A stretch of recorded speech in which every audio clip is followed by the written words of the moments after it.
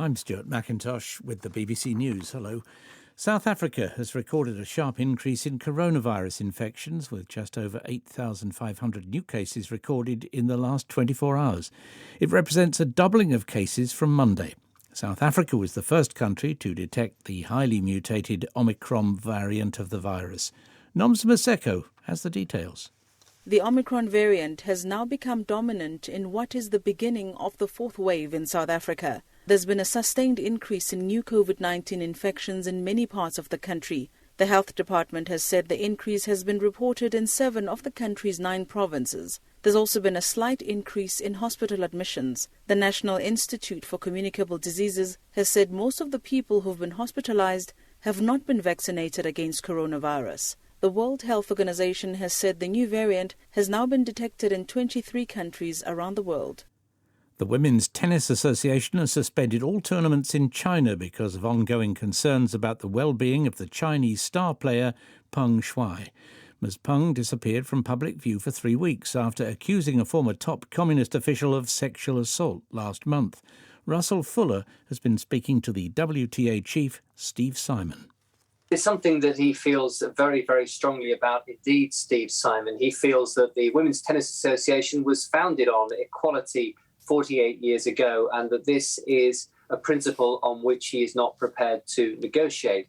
He is, I think, reassured that Peng Shuai seems to be safe and well and living in Beijing, but he says that having taken the decision to suspend tournaments in China next year, that it wouldn't be fair to put players and staff potentially at risk by asking them to travel to China in the current circumstances. The US Supreme Court has been hearing arguments in the most important case on abortion rights for half a century. It's considering a Mississippi state law banning terminations after 15 weeks. The ban violates women's right to an abortion until the fetus can survive outside the womb at about 24 weeks. That was decided in the case of Roe v. Wade in 1973. A ruling isn't expected until July. The authorities in Michigan have charged a 15-year-old with first-degree murder following a gun attack at a school on Tuesday. The Oakland County prosecutor, Karen McDonald, said Ethan Crumbley will be charged as an adult and will also face a charge of terrorism causing death.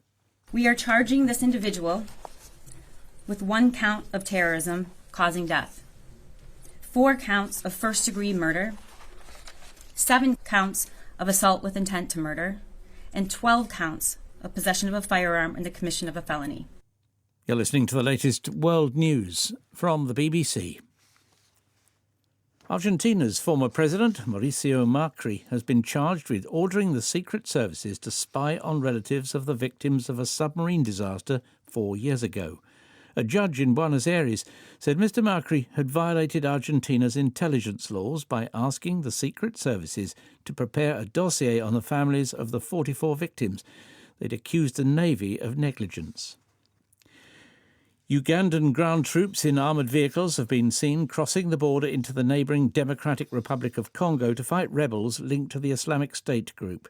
On Monday, both countries confirmed that joint air and artillery strikes against ADF rebel bases had begun in the Beni region.